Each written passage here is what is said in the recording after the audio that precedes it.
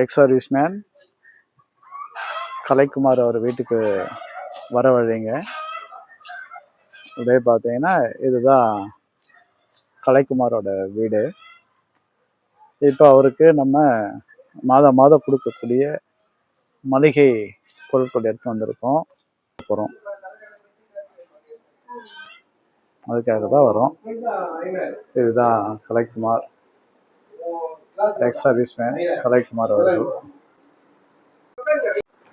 Sir வணக்கம். என் பேர் கலைக்குமார். நான் செங்கல்பட்டு மாவட்டம் செட்டிமேடு கிராமம் தான் சொந்த ஊர். நான் பைக் ஆக்சிடென்ட் ஆகி கிட்டத்தட்ட 9 வருஷமா பெட்டடா இருக்கேன். எனக்கு இந்த ஒரு 1.5 இயருக்கு மேல ஆயிடுச்சு. கிட்டத்தட்ட ஒரு 1.5 வருஷத்துக்கு மேல இருக்கும்.